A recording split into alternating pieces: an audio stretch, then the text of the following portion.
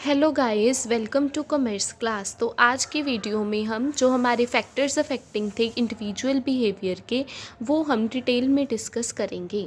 तो सबसे पहला फैक्टर था हमारे पास पर्सनल फैक्टर्स। पर्सनल फैक्टर्स वो क्या कहते हैं? जो पर्सनल फैक्टर्स हैं वो भी आगे हमारे पास टू मेन कैटेगरीज में डिवाइडेड है। वो है biological characteristics and learned characteristics. जो बायोलॉजिकल कैरेक्टरिस्टिक्स थे वो थे हमारे पास, जैसे एज हो गई, जेंडर होगी, फिजिकल अपीयरेंस हो गई पर्सन की, उसका रिलीजन, उसका मैरिटल स्टेटस कि वो मैरिड है अनमैरिड है, उसकी एबिलिटी, इंटेलिजेंस। और जो लर्नड कैरेक्टरिस्टिक्स थे वो थे personality, perception, attitudes and values. तो सबसे पहले हम बायोलॉजिकल कैरेक्टरिस्टिक्स को डिटेल में डिस्कस करेंगे। तो सबसे पहले आती है हमारे पास फिज़िकल क्वालिटीज़ कि एक जो पर्सन है उसकी फ़िज़िकल क्वालिटीज़ कैसी हैं। कहते जो कैरेक्टरिस्टिक्स हैं, जैसे कि हाइट हो गई, स्किन हो गई, कॉम्प्लेक्शन, कलर कैसा है उसका, उसकी vision, shape and size of nose, weight etcetera, ये सारे क्या हैं? फिज़िकल कैरेक्टरिस्टिक्स हैं एक पर्सन की। All these have an impact. अब ये सारे कैरेक्टरिस्टिक्स एक इंडिविजुअल की परफॉर्मेंस के ऊपर इम्पैक्ट डालते हैं। और इट इज़ समटाइम्स सेड, और ये भी कई बार कहा जाता है, जैसे कि eyes betray the character of a person, कि अब लोगों की है ना आइज़ होती हैं, वो उसके कैरेक्टर को रिवील कर देती हैं। हम ऐसा मानते हैं। हम ये भी मानते हैं कि जैसे अगर किसी है ना पर्सन, हम बोलते ही हैं कि वो तो आंखों से ही चालाक लगता है, उसकी आंखें देखी, उसकी तो नज़र ही ऐसी थी। ऐसी the behaviour of a person also depends upon whether the person is fat, tall और स्लिम। अब कहते कि अगर कोई पर्सन फैट है, टॉल है, स्लिम है, उसके ऊपर भी एक पर्सन की पर्सनालिटी को लोग जज करते हैं। अब सेकंड है हमारे पास एज। कहते एज है जो, वो भी एक इनहेरिटेड कैरेक्टर है। क्यों? Because it is determined by date of birth, क्योंकि वो हमारी डेट ऑफ बर्थ, जब हम है ना बर्थ लेते हैं उसी डेट से डिफाइन हो जाता है। There is a relationship between age and job performance. अब आपकी एज क्या है और आपकी जॉब परफॉर्मेंस, दोनों के बीच में भी एक रिलेशन है। अगर हम साइकोलॉजी सोचें साइकोलॉजिकली, तो कहते जो यंगर पीपल हैं are expected to be more energetic. अब हम यही बोलते हैं कि ये तो न्यू स्टाफ आया है, न्यू रिक्रूटमेंट है, यंग ब्लड है, अगर ये होगा तो ये मोर एनर्जेटिक होगा, इनोवेटिव होगा और एम्बिशियस होगा। जबकि जो ओल्ड पीपल हैं वो हमारे पास वही जो कंजर्वेटिव से होते हैं और नेचर में भी रेजिस्ट रहते हैं। अब है हमारे पास जेंडर। कहते बीइंग अ मेल और female is genetic in nature. अब मेल होना या फीमेल होना नेचर में जेनेटिक होता है, and it is consider to be an inherited feature. और इसको भी हम इनहेरिटेड फीचर ही कंसीडर करते हैं, जो हमारा नहीं होता, हमें मिलता है ना, हमारे पेरेंट्स से। Whether women perform as well as in jobs as man do is an issue which has become a reason of debates. अब कहते जैसे कि वुमेन है वो भी हर एक जॉब में, हर एक एरिया में उतना ही परफॉर्म करती है जैसे कि एक मैन करता है, बट ये बड़ा ही कारण बना हुआ है डिबेट्स का। ट्रेडिशनल व्यू क्या था कि जो मैन है वो ज़्यादा टफ नेचर की जॉब्स करता है वुमेन से, और जो विमेन होती है वो मैन से ज़्यादा इमोशनल होती है।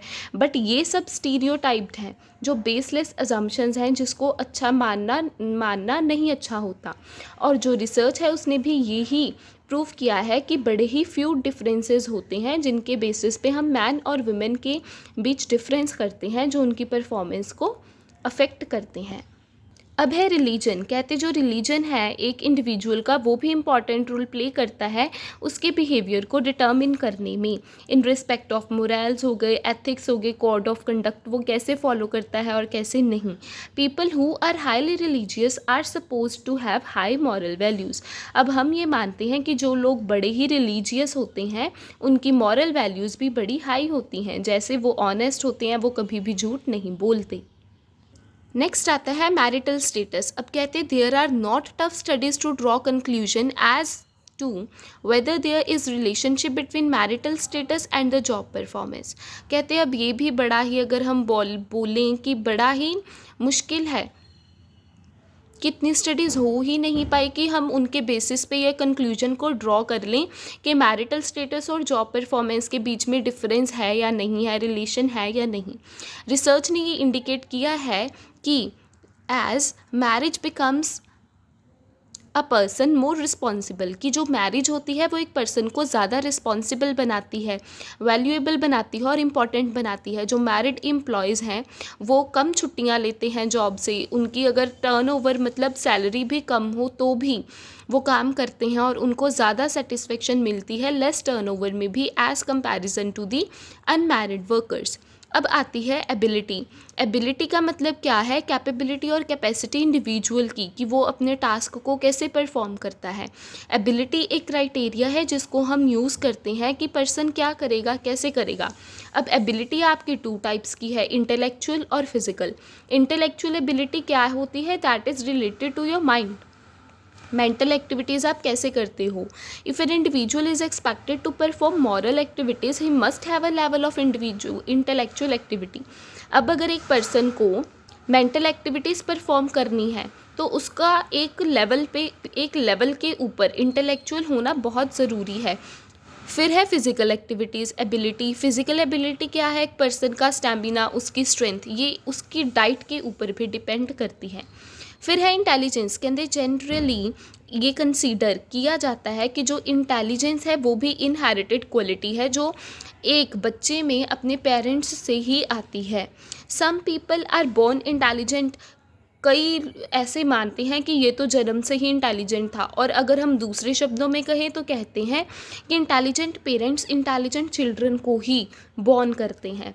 बट प्रैक्टिकली ऐसा तो होता ही नहीं। अब हमने कब सुना है कि ये तो जन्म से ही इंटेलिजेंट था, इसके माँ बाप अच्छे थे पढ़ाई में तो ये भी अच्छा है। नो, ये प्रैक्टिकली तो है ही नहीं।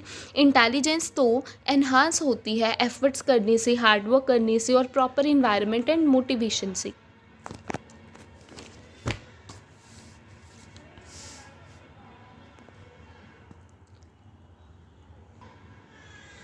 अब आते हैं हमारे पास लर्न कैरेक्टरिस्टिक्स। लर्न कैरेक्टरिस्टिक्स में सबसे पहले आती है हमारे पास पर्सनालिटी। कहते by personality we don't mean physical appearance of a person. अब पर्सनालिटी की तरफ से बात करें तो इसका मतलब ये नहीं है कि एक पर्सन की फ़िज़िकल अपीयरेंस कैसे दिखती है, उसकी पर्सनालिटी अच्छी है, नहीं, ये नहीं। साइकोलॉजिस्ट क्या कहते हैं? Are not concerned with a smart person with a smiling face and charming personality. Psychologist के अकॉर्डिंग पर्सनालिटी का मतलब कोई स्मार्ट पर्सन, उसका स्माइल करता हुआ फेस, उसकी चार्मिंग पर्सनालिटी, ये नहीं है।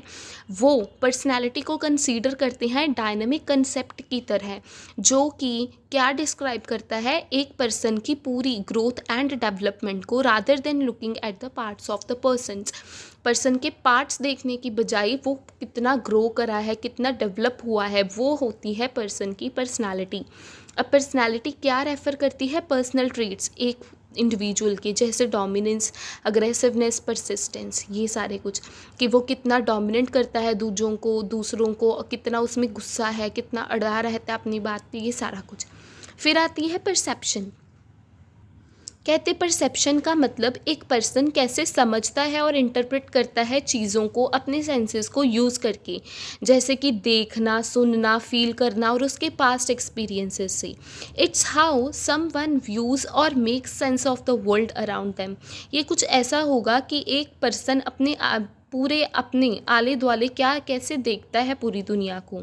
जैसे एग्जाम्पल, 2 लोगों ने सेम मूवी को देखा, एक ने बोला कि मूवी बड़ी ही बोरिंग थी और दूसरे ने बोला कि इट वाज वेरी इंटरेस्टिंग।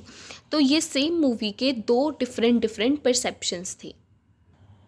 अब आता है हमारे पास एटीट्यूड। कहते एटीट्यूड नेचर में कॉम्प्लेक्स होता है, just like the personality of an individual. Attitude का मतलब पर्सन की फीलिंग्स, उसके थॉट्स, उसका बिहेवियर एक पर्टिकुलर ऑब्जेक्ट, पर्सन और सिचुएशन की तरफ। ये रिफ्लेक्ट करता है कि कैसे कोई फील करता है किसी चीज़ के बारे में और कैसे रिस्पॉन्ड करता है उसको। अब जो एटीट्यूड है पर्सन का, वो पॉजिटिव और नेगेटिव दोनों तरह का होता है। अब जो पॉजिटिव एटीट्यूड है, कहते उन्होंने एग्जांपल दी, जैसे a student who enjoy studying and believes that education is important will likely to attend classes regularly. अब एक वो स्टूडेंट जो स्टडी करना अच्छा समझता है, उसके लिए इम्पॉर्टेंट है स्टडी करना, तो वो क्लासेस को रेगुलरली लगाएगा। अब है नेगेटिव एटीट्यूड वाला पर्सन। जैसे एक एम्प्लॉय जो अपनी जॉब को डिसलाइक करता है वो शायद लेट आना शुरू करेगा जॉब के ऊपर, शायद वो काम करने को भी अवॉइड करेगा और हर टाइम कंप्लेंट करता रहेगा। फिर आती हैं वैल्यूज़। वैल्यूज़ स्टेबल होती हैं, लॉन्ग लास्टिंग बिलीफ होते हैं एक पर्सन के किसी भी चीज़ के बारे में जो उसको लगता है कि मेरे लिए ये इम्पॉर्टेंट है और नहीं है। वैल्यूज़ हमारी चॉइसेस, बिहेवियर, प्रायोरिटीज सबको गाइड करती हैं। और वैल्यूज़ का मतलब इम्पॉर्टेंस, वर्थ और यूज़फुलनेस किसी भी चीज़ की एक पर्सन और सोसाइटी के लिए। अब कहते it reflect someone consider important और बेनिफिशियल इन लाइफ। अब ये किसको शेप देती हैं, हाउ वी लिव, हमने कैसे रहना है, हमने कौन से गोल्स सेट करने हैं, हमने दूसरों को कैसे ट्रीट करना है। एग्जाम्पल, अगर एक पर्सन वैल्यू करता है ऑनेस्टी की तो वो हर सिचुएशन में ट्रुथ ही बोलेगा, चाहे कितना भी मुश्किल क्यों ना हो, पर वो बोलेगा हमेशा सच ही।